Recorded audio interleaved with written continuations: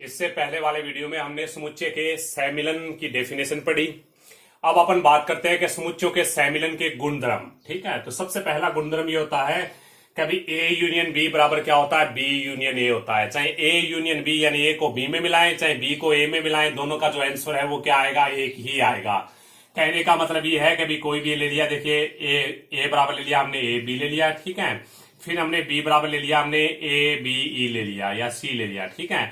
तो अब अपन ए union B का क्या मतलब होता है कि अभी दोनों को मिलाना होता है। एक अवयव को एक ही बार लिखेंगे, दोनों को मिलाएंगे तो ए एक लिखना है, बी एक बार लिखना है, फिर सी लिख दिया, तो ये दोनों को मिला दिया। अब अपन बी यूनियन ए ले, ठीक है, तो इसको इस प्रकार से मिला देते हैं। देखिए क्या, सबसे पहले ए का मानक दिया तो ए बी हुआ, ठीक है। फिर यूनियन, फिर बी का मानक देते हैं तो ए बी के बाद सी हुआ।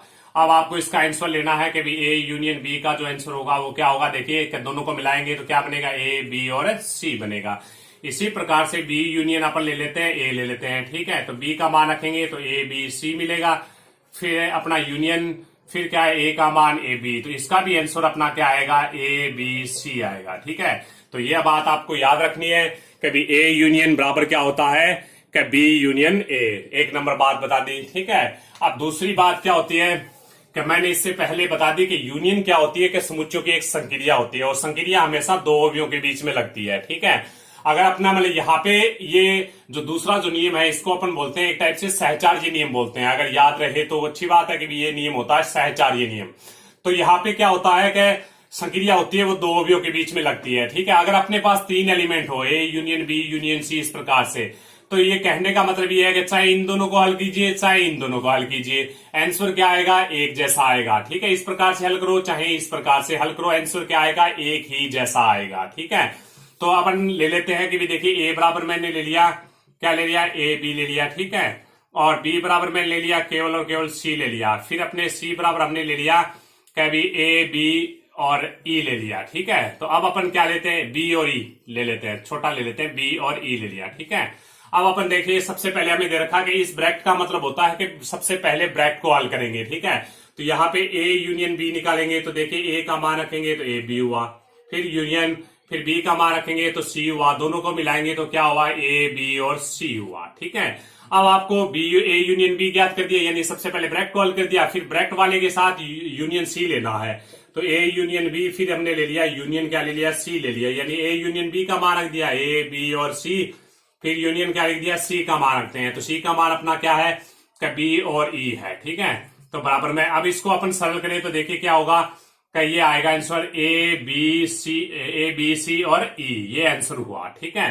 अब दोबारा अपन इसी बात को हल करें, देखिए ये बात तो हमने ज्ञात कर दी कि इसका आंसर जो आएगा वो ये आएगा, तो इसको अपन एक बार में साइड में लिख लेते हैं। अब अपन हल करते हैं इसको, तो इसको हल करेंगे तो बी यूनियन सी चाहिए अपने को, सबसे पहले बी यूनियन सी ले लिया, तो बी यूनियन बी का मान रखेंगे तो सी हुआ, यूनियन सी का मान क्या है अपना, बी और ई है, ठीक है। तो बी यूनियन सी का जो मान आएगा वो अपना क्या आएगा, सी बी और ई हुआ, ठीक है। तो ये भी ज्ञात कर दिया है, बी सी और ई। अब अपन क्या करते हैं कि देखिए ए यूनियन लेना है। अब आप हमें ले लिया ए यूनियन बी और सी ले लिया, ठीक है, A union B union C ले लिया। अब अपने को क्या करना है, ए का मान रखेंगे तो ये तो हुआ ए बी हुआ, ठीक है, यूनियन, फिर बी यूनियन सी का मान ये हमने ज्ञात किया है, तो ये ले लिया सी बी और ई ले लिया और दोनों को मिला दिया। दोनों को मिलाएंगे तो देखिए ए कभी को एक ही बार लिखेंगे तो ए आ गया, बी इसमें बी को एक बार लिख दिया, सी आ गया अपना, ई आ गया, ठीक है। तो इसका आंसर भी क्या हुआ, यही आंसर आ रहा है। तो इसका मतलब क्या होता है कि अभी चाहे ए यूनियन बी को हल करो चाहे बी यूनियन सी को हल करो, ये दोनों का आंसर क्या आएगा, एक जैसा आएगा, ठीक है। अब अपने को पता है कि भाई अब अगला जो नियम है वो क्या कहता है कि ए यूनियन फाई, यानी फाई क्या होता है, रिक्त समुच्चय होता है। फाई क्या होता है अपना, रिक्त समुच्चय होता है, यानी एक ऐसा समुच्चय जिसमें कोई अवयव नहीं होता वह क्या कहलाता है, रिक्त समुच्चय कहलाता है। तो जब अपन ए को मिलाएंगे किसमें, फाई में मिलाएंगे, यानी ए का मान रखेंगे तो क्या हुआ, ए बी हुआ, ठीक है। यूनियन फिर क्या हुआ, इस समुच्चय में रख दिया, फाई समुच्चय को रख दिया। तो अब दोनों को मिलाएंगे तो इसमें कोई एलिमेंट ही नहीं है, तो कौन सा एलिमेंट आएगा, ए बी आएगा, और ए बी का मतलब क्या है कि ये है ए होता है, ठीक है। तो ये तीसरा नियम है जो आपको याद रखना है कि अभी ए यूनियन में अगर फाई मिलाएंगे तो आंसर क्या आएगा अपना, ए ही आएगा। अब आपको पता है कि ए और सार्वत्रिक समुच्चय को मिलाएंगे तो ये अपने को पता ही होता है, कभी कोई भी सार्वत्रिक समुच्चय होता है वो क्या होता है, कभी कोई 1 2 3 ए बी सी 3 समुच्चय होते हैं और ए बी सी तीन समुच्चय दे रखे हैं, तो इनका जो सार्वत्रिक समुच्चय बनेगा वो कैसे बनेगा? ए सबसेट किसका होगा? यू का होगा। बी सबसेट किसका होता है? यू का होगा। और सी बी सबसेट क्या होता है? यू का होता है। ये बात है, कई बार हमने पहले भी कर लिया, आपको इस बात का पता भी है, ठीक है। तो यहाँ पे क्या होता है कि अब अपने को पता है क्या भी, अब यहाँ पे क्या कर रहे हैं अपन? ए को मिला रहे हैं किसमें? यू में मिलाएंगे, ठीक है।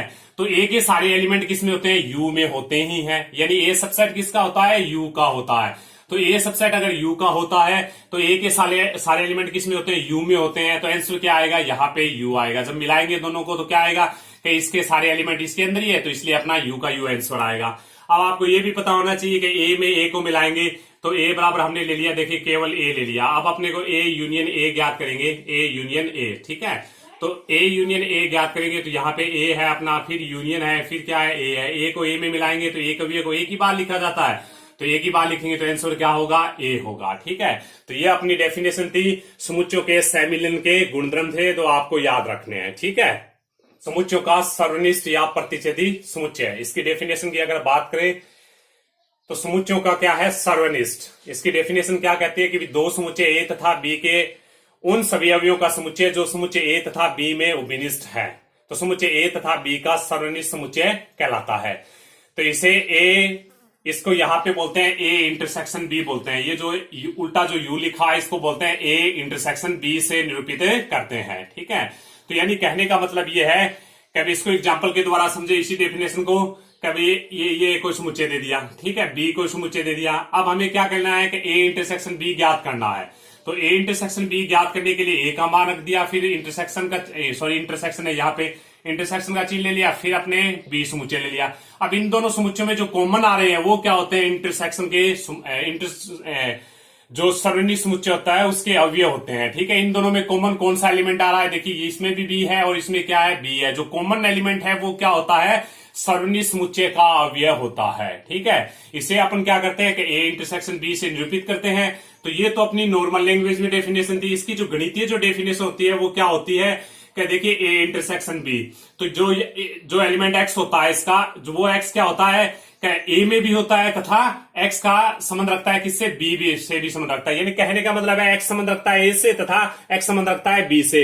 तो यहां देखिए हमने ए लिया तो इसका जो इंटरसेक्शन का जो एलिमेंट कौन है? बी है। ये जो बी एलिमेंट होता है वो ए में भी होता है और वो बी जो एलिमेंट है वो किसमें है? बी में भी है, ठीक है। तो यानी कहने का मतलब यह है कि ए इंटरसेक्शन बी में जो एलिमेंट बनेगा वो एलिमेंट किसके होंगे? ए में भी होंगे और वही एलिमेंट क्या होंगे? बी में होंगे। तभी तो ए तथा बी का क्या होगा? उपनिष्ठ अवयव होते हैं, ठीक है। तो ये थी अपनी क्या? समुच्चयों का सर्वनिष्ठ की डेफिनेशन थी, ठीक है। अब अपन बात करते हैं कि भी इसको वेन आरेख के द्वारा किस प्रकार से निरूपित करेंगे। तो वेन आरेख के द्वारा निरूपित करने के लिए आपको सबसे पहले यू लेना होता है। तो ये हमने यू ले लिया, ठीक है। और इसके अंदर है आपको क्या लेना है? दो समुच्चय ले लिए, ए और बी। तो ये हमने समुच्चय ए ले लिया और ये क्या ले लिया? समुच्चय बी ले लिया। तो ये समुच्चय का नाम ए है, ये बी है। तो ये जो बीच वाला जो होता है ये दोनों में जो कॉमन है, ये जो भाग होता है ये क्या होता है? दोनों में होता है। ये समुच्चय ए में भी है, ये भाग समुच्चय बी में भी है। ये जो आपको जो ब्लैक जो किया हुआ है ये अपना क्या होगा? ए इंटरसेक्शन बी होगा, ठीक है। तो वेन आरेख के द्वारा इस प्रकार से निरूपित करेंगे ए इंटरसेक्शन बी को, ठीक है। तो अब क्या है कि इसी के ऊपर आधारित कुछ क्वेश्चन है उसको कर लेते हैं, उसके बाद में इसके गुणधर्म करेंगे अपन, ठीक है। तो क्वेश्चन नंबर 4 तो मैंने आपको बता दिया था। क्वेश्चन नंबर 5 दे रखा है। देखिए क्वेश्चन नंबर 5 क्या कहता है। क्वेश्चन नंबर जो 5 है वो हमें क्या कहता है? कभी देखिए यह हमें कहता है कि प्रश्न 1 में दिए प्रत्येक समुच्चय युग्म का सर्वनिष्ठ समुच्चय ज्ञात कीजिए, ठीक है। तो x बराबर आपको दे रखा है कभी 1 3 5 दे दिया, ठीक है। और अब आपको क्या दे दिया? y जो है वो आपको दे दिया कितना? 1 2 3 दे दिया, ठीक है। तो अब आपको क्या करना है? इंटरसेक्शन ज्ञात करना है, यानी इनका सर्वनिष्ठ समुच्चय ज्ञात करना है, यानी दोनों का कॉमन होता है। तो सबसे पहले x का मान रख देते हैं 1 3 5, ठीक है। फिर इंटरसेक्शन, फिर y का मान रखे 1 2 3, ठीक है। तो दोनों में कॉमन कौन सा आ रहा है? देखिए x इंटरसेक्शन y का मान जो बनेगा कि दोनों में कॉमन आ रहा है, एक इसमें भी है, एक इसमें भी है, 3 इसमें है, 3 इसमें है। तो दोनों में कॉमन आ रहे हैं तो 1 और 3 दोनों आएंगे, ठीक है। तो ये अपना क्वेश्चन नंबर 5 कर दिया है, ठीक है। पहला क्वेश्चन कर दिया। अब क्वेश्चन नंबर 2 दे रखा है। क्वेश्चन नंबर 2 5वें में पहला दूसरा क्वेश्चन दे रखा है। दूसरा क्वेश्चन क्या कहता है कि ए बराबर क्या है अपना? ए बराबर दे रखा है A E I O U, ठीक है। और बी जो है वो क्या दे रखा है हमें, वो दे रखा है A B C, A B C, ठीक है। तो ए इंटरसेक्शन बी ज्ञात करेंगे, तो सबसे पहले ए का मानक दिया है, ए ई आई ओ यू लिख देते हैं, ठीक है। तो इंटरसेक्शन फिर क्या होता है अपना, ए बी और सी लिख देते हैं, ठीक है। तो ए इंटरसेक्शन बी ज्ञात करेंगे तो दोनों में कॉमन अवयव लेने होते हैं, तो कॉमन कौन आ रहा है, ए आ रहा है, तो हम लिखेंगे ए। फिर कौन आ रहा है, बी भी नहीं आ रहा, सी भी नहीं आ रहा, तो इसका मतलब और कोई अवयव नहीं कॉमन आ रहा है, तो इसका मतलब इसमें कौन होंगे, केवल और केवल एक ही अवयव होगा, ठीक है। तो अब आपको ये सारे ये आगे जो तीसरा क्वेश्चन है वो भी अपन बता देते हैं। ले तीसरा क्वेश्चन भी कर लेते हैं। तीसरा क्वेश्चन क्या कहता है पांचवे में, कभी ए बराबर क्या दे रखा है, ए जो समुच्चय है वो हमें दे रखा है कभी 3 6 9 12 15, फिर आगे डॉट डॉट डॉट दे रखा है। बी बराबर हमें दे रखा है, समुच्चय जो बी है वो हमें दे रखा है 1 3 4 5, ठीक है, 1 3 4 5, बस इतने ही एलिमेंट दे रखे हैं।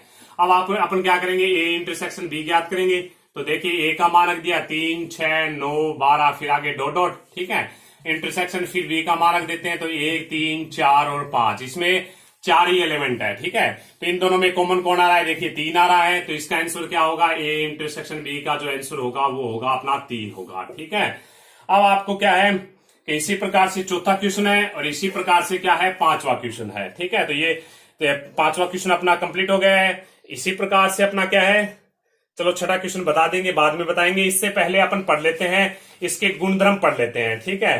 तो सरनिष्ठ के गुणधर्म क्या होते हैं, तो सबसे पहला जो गुणधर्म होता है वो ये होता है, देखिए एक नंबर गुणधर्म ये होता है कि ए इंटरसेक्शन बी बराबर क्या होता है, बी इंटरसेक्शन ए होता है। ये बहुत इंपॉर्टेंट गुणधर्म होता है, ये आपको पता होना चाहिए कभी, ठीक है। ए इंटरसेक्शन बी और बी को पहले लिख दिया, बी इंटरसेक्शन ए, इसको बोलते हैं क्रम विनिमय नियम, ठीक है। इसको क्या नाम बोलते हैं, क्रम विनिमय नियम बोलते हैं। अगर याद रहे तो अच्छी बात है, ठीक है। तो क्रम विनिमय नियम होता है ये। तो यानी समुच्चय का जो सर्वनिष्ठ जो होता है, संक्रिया जो होती है वो क्रम विनिमय नियम का पालन करती है। यानी ए बराबर कोई समुच्चय ले लिया, जैसे हमने ले लिया ए बी सी ले लिया, ठीक है। और कोई एलिमेंट बी जो समुच्चय है वो इस प्रकार से ले लिया, देखिए ए ले लिया केवल और केवल। अब अपन ले लेते हैं ए इंटरसेक्शन बी ज्ञात करें, तो ए का मानक दिया, ए बी सी रख दिया, ठीक है। और फिर इंटरसेक्शन फिर ए का मानक देते हैं, तो दोनों में कॉमन कितना आ रहा है, ए इंटरसेक्शन बी बराबर आ रहा है अपना ए कॉमन आ रहा है, ठीक है।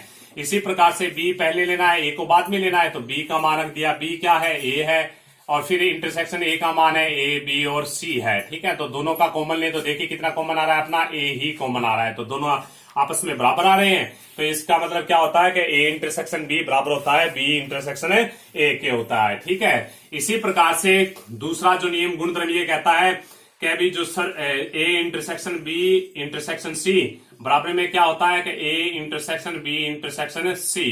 तो इन दोनों को हल करें और चाहे इन दोनों को हल करें, तो ये भी क्या करता है, गुणधर्म का पालन करता है। ये भी आपको लिखना याद करना, ये कौन सा नियम होता है, सहचारी नियम होता है। अब अपना होता है 3 नंबर जो है वो दे रखा है कि ए इंटरसेक्शन फाई, यानी दोनों का कॉमन लेना है। अब इसमें क्या आंसर आएगा, फाई आएगा। देखिए ए बराबर हमने ले लिया कोई भी समुच्चय ले लिया, और फाई क्या होता है अपना रिक्त समुच्चय होता है, ठीक है। तो आप अपन ए इंटरसेक्शन मतलब फाई लेंगे, तो ए का मान रख दिया, ये समुच्चय रख दिया, फिर इंटरसेक्शन एफ फाई का मान भी रख देते हैं, ठीक है। तो दोनों में कॉमन लेना है, इसमें कोई अवयव होता ही नहीं है, ठीक है। तो कोई अवयव नहीं होता तो इसमें कोई अवयव कॉमन नहीं आएगा, कोई अवयव कॉमन नहीं आएगा, इसका मतलब ये क्या है, फाई आंसर आएगा इसका, ठीक है। तो ये भी अपना क्या है, एक नियम है जो आपको याद रखना है। फिर इसके बाद में क्या होता है कि ये आपको बता दिया, ठीक है। ये इसके गुणधर्म होते हैं, 2-3 आपके जो गुणधर्म थे वो आपको बता दिए। एक और गुणधर्म होता है वो, ठीक है। तो अब आपको ये बात भी पता होना चाहिए, 4 नंबर गुणधर्म ए इंटरसेक्शन ए बराबर क्या होता है अपना ए आएगा, ठीक है। तो ये भी इसका एक नियम होता है, ठीक है। बाकी जो क्वेश्चन है वो नेक्स्ट वीडियो में पढ़ेंगे।